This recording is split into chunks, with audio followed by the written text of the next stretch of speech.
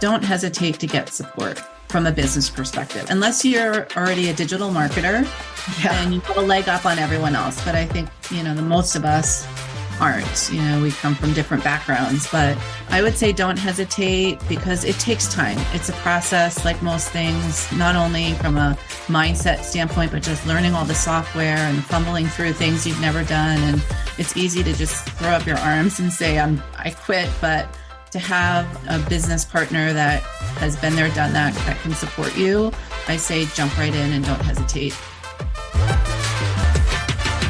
Hello, I'm Debbie Shadid, the host of the Life Coach Business Building Podcast. If you are ready to have more clients in your life coach business, then you're in the right spot. Each week, I'm going to teach you super simple strategies to grow your business without feeling overwhelmed and without spending money on paid ads. Now, if that sounds interesting, stick around and let's get started. Welcome to today's podcast.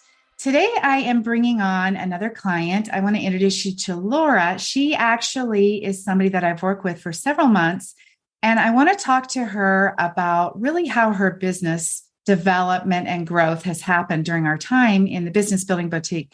If you have listened to the recent marketing podcast series, then I've talked about the steps to marketing. All of that is the work that we do inside of the Business Building Boutique, and I want to be able to sort of tell you and discuss with Laura what she has done in her business. And then also really talk about one of the steps that I talked about, which was networking, and how she has really kind of made that a focal point of her marketing. So Laura, get started, introduce yourself, tell us who you coach and a little bit more about that. Sure. Hi, I'm Laura McGill, and I am a total well-being life coach. And I specifically help women with stress, overwhelm, and anxiety. And I help them replace that with peace, purpose, and well-being. As a woman that was in corporate and a mom and traveling and all the things, I just found myself being very overwhelmed and stressed every day and just in conflict, trying to do everything perfectly and therefore not doing anything well. I felt like in my head and just didn't see a way out until I hired a life coach. So the life coach really helped me kind of open new doors and possibilities for me. And that's basically why I became a life coach, because I took my own transformation to mean now I can help other women who are in, these similar situation as I was in, help them expand their possibilities, which is actually the name of my company, Expand Your Possibilities. So that is where I was and where I am. So I think, first of all, I just want to say, I admire you so much for being brave enough to leave a corporate career that was significant. So many people talk about wanting to do something in their life and wanting to become something else, and they are tied to a career that they can't walk away from. Mm-hmm. And I think that really says a lot about you, that you took what you needed to change about yourself so seriously that you did leave a significant career to really be able to support other women. Yeah, thank you. Yeah. Thank you. So tell me about this woman, just a minute. Let's go into that, about this woman before we go into talking about your business. This woman that you help, which was you, what is happening for her? And let's get some of the other women that are listening to this podcast to raise their hand and say, that's me that she's talking about. Yeah, she is the one that's trying to do it all, right? She's trying to earn an income. She may not even be, working outside the home, but she's got a family.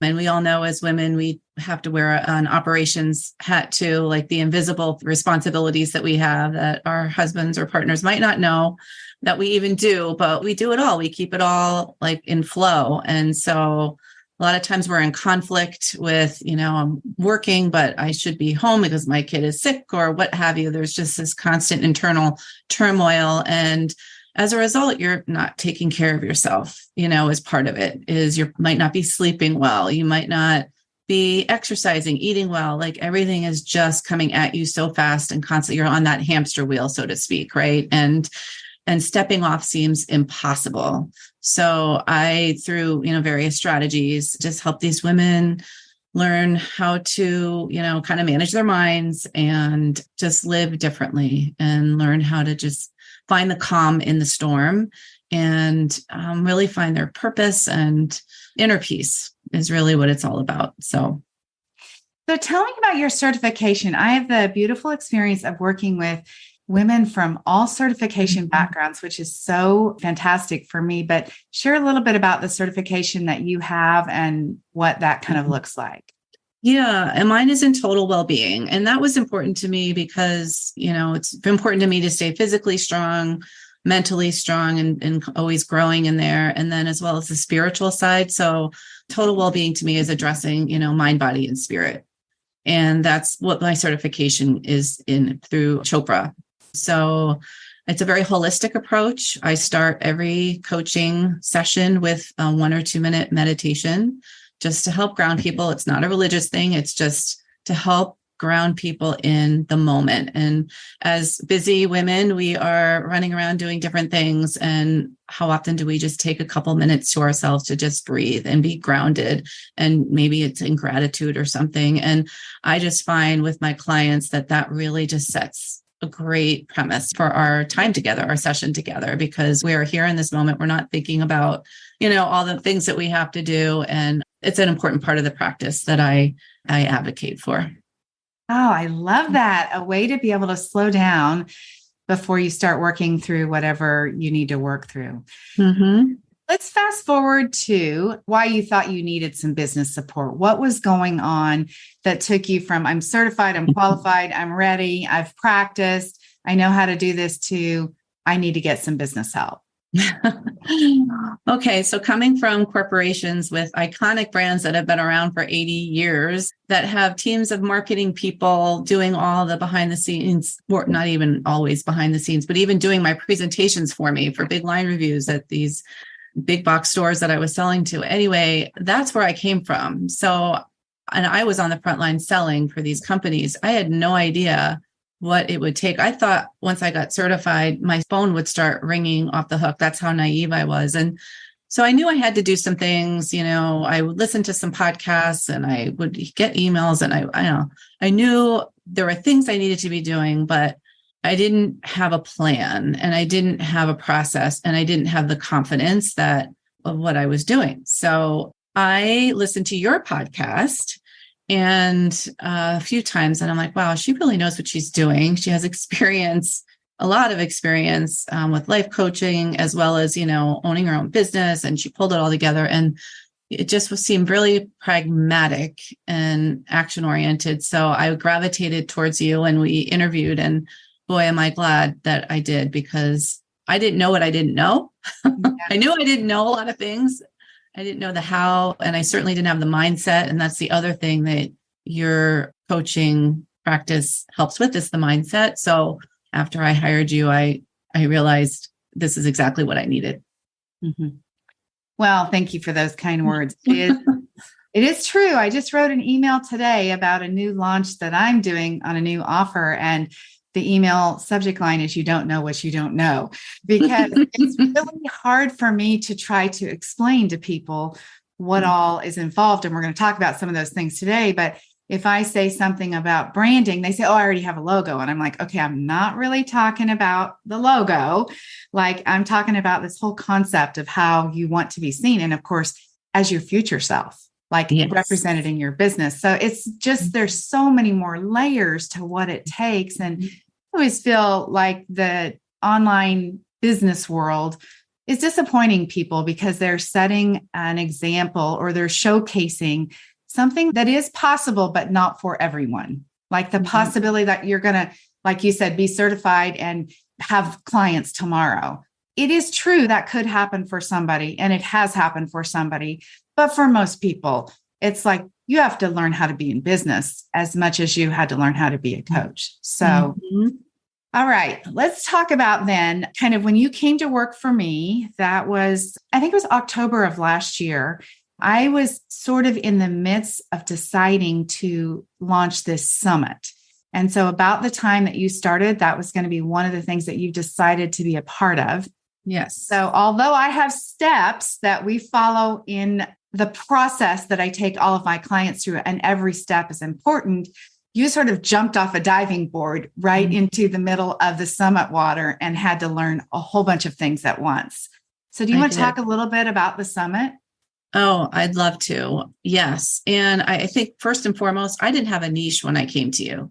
I wanted to help everybody, and we all know now, right? So I didn't want to be exclusive. I wanted to include everybody. And, the saying is that if you try to help everyone, you're helping no one. So the very first thing you helped me do, and I needed to do before the summit, was to niche, to figure out who I was going to help, and going through analyzing the circumstances and all of that. Past circumstances for me helped me get to the niche. So that was huge. I also learned Canva, because I know Canva's been really great, not only for presentations, like for workshops and the summit, but also for social media. I learned Flowdesk, because that is the emailing mechanism, that software that we use, that's been amazing. And really to be brave and to have a signature presentation. Yeah. And that has taken me a long way, because I have used that presentation a few times already. So there's so many things. That is so good. So even down to, I'll just share with the listeners, I even created a workshop format of how to create a workshop and like what the content, how the content would kind of flow, because just like Laura mentioned, you sort of come into it thinking like, oh, I know my person, she is me, and I know all this stuff.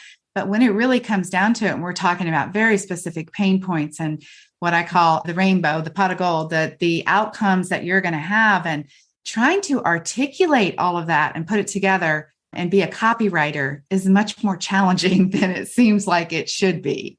Yes, for sure. So having that workshop outline really, I think, helped everybody that was in the summit be able to see like, okay, I just need to plug these pieces into it, at least to have like a starting point of how I'm going to go about this.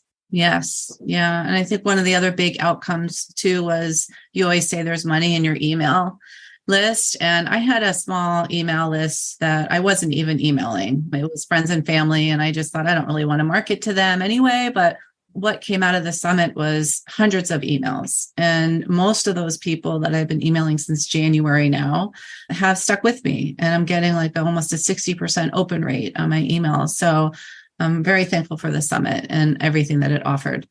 That's incredible. 60%. I want to just stop on this a moment, because the summit people who registered to come to the summit, which I think was about 350 people. I need to go back and look at my numbers now. It was in January. Those people did not, although they opted into the summit and they knew that their email addresses were going to be shared with all of the speakers, they did not technically like say, hey, I'm picking Laura to opt into. So I actually knew that there was going to be, a pretty fair subscription where people opted out from individual speakers that they didn't connect with. And I think that there was actually a smaller amount of people that unsubscribed for most than what I expected. I'm curious, do you have any idea how many unsubscribed from your list? Probably like about 50, maybe out of 350 or however many. Yeah. So I think that's about where everybody else turned out, kind of about that point too. And then the fact that you have, again, 60% open rate in those emails says so much, especially because learning to write emails and communicate your message is another skill that you have to learn. Yes. That you didn't even know you had to learn. Yes. But I'm having honestly so much fun writing emails now. I only send one a week, and it's really challenging, but it's so rewarding when you get a couple people, when you see them out or they email back and say, wow, this really helped me today, or thanks for challenging me today, or what have you. So it's been really fun. All right. So also part of this summit, she's talking about email, and they did send emails in the summit, and they also posted social media, and you had not been on social media. And I would say had some resistance to wanting to be on social media. And that was kind of part of the deal. If you're in the summit, you're going to email your people kind of whether you want to or not. And you're also going to be on social media, whether you want to or not. Yes. So that sort of started your social media activity. It did. Thank you. Yes. I learned with your help to get over myself. And it's not about me. It's about the people that I'm helping. And once I kind of had that mindset shift that, people really want to see authentically who you are. And what do you have to lose? If I could help one person with my message or my reel or what have you in a particular day, then it was all worth it. So I think what's been fun about your social media and so many others is that there's this unique, quirky thing that seems to work that also feels like it's not working. And in your case, it was your dog. So if y'all, I'll leave her link to her Instagram in the show notes. Y'all can go follow her too. But I know you said like my dog reels are doing the best. And it's like, that's okay because people want to get to know you. They want to have something that makes them smile a little bit. They want to, social media is an escape. It's also an educational tool, but it's an escape. And if somebody can be on their lunch hour or waiting for their kids and escape to your dog, then it's actually pretty fun. Then the beautiful part is they begin to engage with you and see because of your dog, let's say. Well, she has more than the dog stuff on there. I'm just telling you, but because of the dog, then they start reading and valuing some of the other things they have because now they have a connection. They know Laura and her dog. And so it sort of works out. Not again in the way that makes sense. Right. But it does kind of become a thing. So he's definitely my business partner. He's usually laying in the background during my Zoom meetings. And, I have some of my best thoughts that I share with people on social media when I'm walking him and I'm outside and, so he's a big part of my business. That is so crazy. I got over 1,300 accounts reached with a couple of his reels. So he's... Yeah, that's all right. That dog making him earn his keep. Yeah, that's right. That dog is awesome. All right. So we've talked about some of the steps that you did. And just to kind of recap that, you worked on your branding. You did have a logo, but you worked on really expanding your branding. You narrowed your niche. Thank you for reminding me about that. You learned how to do some social media, the technology of Canva, understanding how to make Canva look pretty, because everybody can do Canva, but some of the stuff doesn't look very good. Then learning Flowdesk and beginning to write regular emails. And let me just say, it's even things like importing the email list. Do you remember that? Putting the email list into Flowdesk was like a brain buster. It was like, okay, this is hard. And I think having accountability and a group sort of behind you, knowing like we're waiting for you to do it. And it wasn't just you, it was everybody that was having a hard time. It sort of makes you like, well, I have to get this done in a different way that you might put off till tomorrow if you were flying solo. Right. Yes. Yeah. So let's talk about what I think is one of the magical things that happened for you. I speak to everybody about creating an organic marketing plan, as y'all have been hearing about the marketing podcasts. And in that organic marketing plan, a couple of the things that I really love. Number one are workshops. And she did a workshop for the summit. And then I encouraged you, like your next step is to start doing workshops. And I'll preface this before she says it. I always tell people you're going to do workshops and nobody's going to show up and you're going to do them anyway. So what happened when you did your workshops? Oh, my first few workshops, I think I was fearful that people would actually come. And that's how I showed up. As I look back in December, I did like 3 in a row to help people with the overwhelm of the holidays and family dynamics. And so I only marketed, if you could even call it that, like a day or two before. And I thought I was doing enough because I actually was doing a reel. And for me, that was a big deal because I didn't want to be on camera. So I was being brave. I did a reel and like a post and nobody showed up. So to any of them. However, you had kind of forewarned us that could happen. And that's normal in the beginning. So I was kind of prepared for that. But as I look back, it still really helped me to make the presentations it's all part of being brave and part of the whole process, right? So, it was practice. And now I have this content and I have the YouTube videos and I think that they're good enough that I can reuse them or, use them on my website and that type of thing. So nothing that you do, even if it seems insignificant at the time, is for naught. Like it's all getting you closer to, what you want.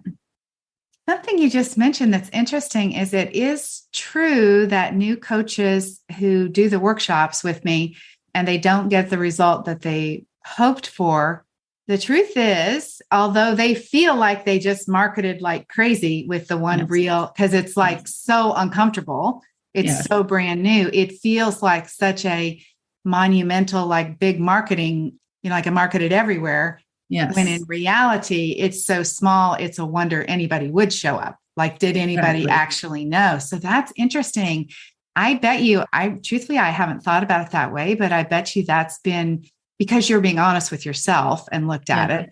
That's probably been more the case for the clients that I've had that have done workshops where people didn't show up. They didn't really show up to market it. Right. Exactly. In my case, that was true. And now I'm like, okay, I can do this. And so now I'm using my email to market my workshops. And I just came from a networking meeting this morning, and somebody gave me the idea. I think it was Vicky in our group talk, to bring a brochure and like hand out a brochure about your workshop. So I did that this morning. A bunch of people took a brochure or my business card or something. So I'm really thinking next week I'm going to have it's a lot. I'm going to have people attend my workshop, and I'm excited about that. Okay, let me just give you some coaching here. So I think that maybe you didn't have the opportunity to do this, but although people aren't going to register when you're networking with them, it would be super helpful if you actually could remember who those people were so that you can send them a courtesy text message reminder before the workshop and say, hey, I'm super excited and would be my honor if you attended my workshop tomorrow, because, just a reminder, we were at the networking event, we chatted about this. I want to make sure you have this on your calendar. The Zoom link. That would be super helpful.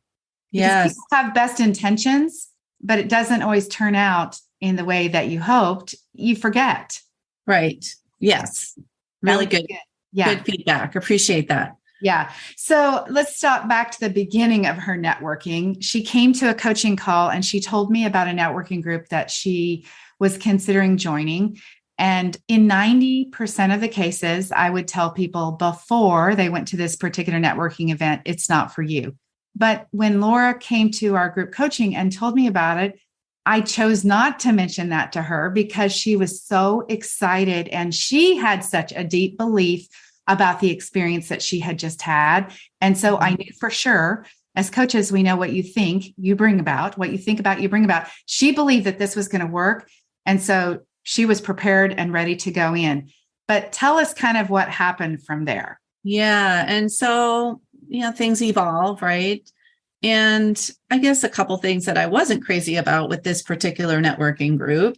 It was very big and it was quite a drive to get there. And it's, heavily referral based. And I just thought, I don't know if I'm going to be referring people from where I live up to go, up to this other area. So it just wasn't 100% fit. I made some great connections, but so anyway, I was sitting in my church one Sunday and was sitting behind another entrepreneurial woman. I know she's trying to kickstart her new business. And then I looked around and I saw another woman that I know is an entrepreneur. And I thought, gosh, we need a professional networking group for women right here at this church where there's like 2,000, I think, members or 2,000 households, something like that. So I'm at the beginning stages of getting a kind of a group of founders together, and we're going to present to kind of the leadership at the church to get this underground, to have our own networking group of like-minded women to support each other and collaborate and really, to see what we can develop. So. Okay, I can't quote scripture, but what just came to my mind is where two or more are gathered together. There I will be also, something like that. Like, what an amazing thing in a church. I'm getting goosebumps choked up myself thinking about what a blessing you guys can create for each other. And here I am about to cry on my own podcast. What a blessing you can create for each other and for the church. I mean, that's really incredible. I have no doubt that will be blessed. And I already knew about this, and I'm now moved to tears. So that's been super fun. But I think the key part about that, Laura, is that you have become a changed person. Like when you went to that networking event, all of a sudden you were somebody, the first networking event, I should say, you were somebody who could confidently talk about your business. And like, it was second nature. Yeah. Like you'd have conversation about it like we're having right now. It wasn't like, wait, what do I say? And am I saying it right? And what's the next thing? Yes, you're so right. Yes, it definitely helped me show up differently and with more confidence and and with the mindset that I'm here to help people, and it's really networking is really when you're doing one-on-one coaching, it's about people getting to know, like, and trust you. And what's a better way than actually meeting them in person and having conversation? So that is one of the great things that I've learned through your program and just, by doing it. Yeah. Mm-hmm. Well, I have to tell you, overall, you have been through the process beautifully. You have not quit on yourself. You have shown up even when you were aggravated about not getting the result that you thought you hoped for, and really just trusted that the process was working out like it should. And as we talked about before we got on the podcast, oftentimes you have a desire for a goal. And you mentioned when you first got certified, like you thought you'd be booked up right away. And, you have a desire for a measurable goal during our time that we worked together too. But what you have created and learned and accomplished and set yourself up for, in my estimation, is a long-term successful business. Yeah, I believe that. Yeah. So fantastic. I have no doubt now that you can continue the email marketing, that you will just only get better at your workshops, that, there's a podcast in your future, and that you'll be leading this networking community. And we've talked so much about bigger companies that you could be reaching out to and doing some things for. And all of those pieces are easier done when you have a professional looking website, when you have professional looking marketing materials, when your marketing message is really dialed in, when you have a way to follow up in, I keep using the word professional, but it all really makes a difference and creates confidence I know it created confidence for you too. Absolutely. I just think back before I started with you, how I was all over the place, and I just didn't have a plan. And now it's kind of simple. Like I have a plan and I'm having a lot of fun with it. And it's so much better than being in the swirl and the land of, I don't know, insecurity and doubt like I was before. So yeah, it's been a lot of personal growth. And I thank you for the majority of what you've brought to the table. So tell me, is there anything else about marketing your business or key takeaways that you think a coach should know, something else you want to add? Yeah, I would say don't hesitate to get support from a business perspective, unless you're already a digital marketer and you have a leg up on everyone else. But I think, the most of us aren't, we come from different backgrounds, but I would say don't hesitate because it takes time. It's a process like most things, not only from a mindset standpoint, but just learning all the software and fumbling through things you've never done. And it's easy to just throw up your arms and say, I quit. But to have a business partner that has been there, done that can support you, I say jump right in and don't hesitate. Well, thank you. I mean, you're like a dream client. Seriously, you made me. I feel like a mother saying, job well done, Laura. I'm so excited for what the future holds for you. And let me just make sure that I mention the people that have an opportunity to work with you really are blessed, because what you are doing for women who are all experiencing this same level of stress and anxiety in the way that the world is now, they really can benefit from the help that you're able to provide them. So I thank you for choosing to support women who really do need your help, for sure. Yeah. Is there any way somebody can get in contact with you, or what would that look like to kind of explore working with you? Of course they do, Debbie. Of course they have a way of getting in touch with me. Yeah, there's many ways. My website, I think you'll have that in the notes, but it's expandyourpossibilities.net.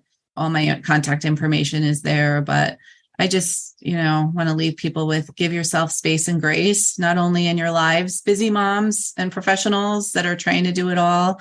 Give yourself a lot of compassion and everything will work out exactly how it should. So good. So good. Thank you so much. I'll talk to y'all next time. Have an amazing week. And again, Laura, thanks. Talk to you soon. Thank you, Debbie.